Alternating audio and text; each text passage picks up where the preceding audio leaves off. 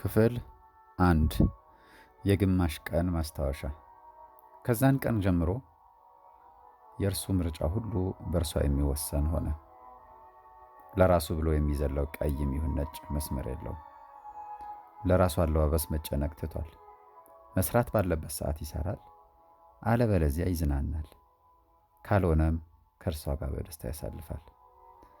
ሊሰራው ከፈቀደችለት ነገር ውጪ ካከናወነ ለሳምንት ያህል ቡና መሳይ ቁጣዋን፣ ኩርፊያዋን ይጠብቀዋል።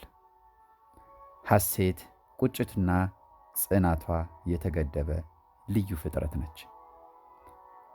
ከመስፈሪያው ሞልቶ ሊፈስ ያሰበለት አፉን ከፍቶ ምግብ የሚጠብቅ አዞ ትሆንበታለች። ሆኖም በግራ እጁ በኩል ከደም ስሩ ውስጥ ገብታለችና ያፈቅራታል። ደስታዋ እንደ መርፌ ልብን ሰርስሮ በመግባት የውስጥኛው አካላትን የሚዳስስና የሚያረካ ነው። አልፎ አልፎ ደስታዋ የስለት፣ ቁጣዋ የብረት ይሆንበታል።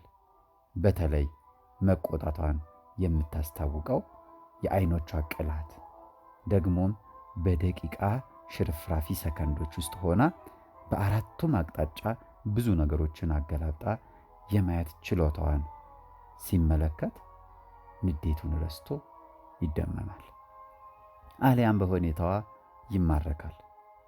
ግን በጭራሽ መሳቅ የለበትም። ተሳስቶም ቢሆን ፈገግ የሚል ከሆነ ይበልጥ ንዴቷን ያበዛዋል፣ ንዴቷን ይጨምረዋል። ስለዚህ ምንም ቢገረምም ሆነ ቢደነቅ ሳቁን ቻል አድርጎ የደስታ እንባውን ዱብ ዱብ ዱብ እያደረገ መቆጣጠር አለበት። ምክንያቱም ያፈቅራታል። በፍጹም ንዴት አይሆንላትም ይመስለኛል። እኔማ ፈጣሪ ሲፈጥራት ንዴትና ብስጭት አብዝቶ እሷ ላይ የረሳ ይመስለኛል። ይህንን አለመቻሏ ደግሞ የሚመለከታት በሙሉ ግርምትን ይፈጥራል። እሷን ማየት በደስታዋ ሰዓት ነው፣ በሐሴቷ ሰዓት ነው እሷን ማየት።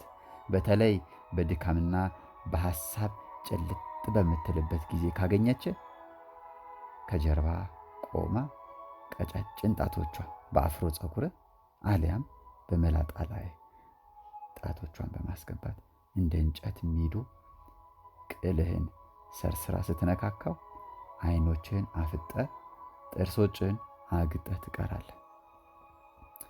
በዚህ ድርጊቷ ደግሞ ጭንቀትህን በሙሉ ታስረሳለች። ድንገት ቀና ብለህ ስትመለከት ከፈገግታዋ ጀርባ የሚታይ የጉንጯን ስርጉድነትና የጥርሶቿ ፍንጭት ወለል ብሎ ሲታይ የሆነ አይነት የደስታ ስሜት አድርሶ ልትይዛት ስትፈልግ ካጠገብህ የለች።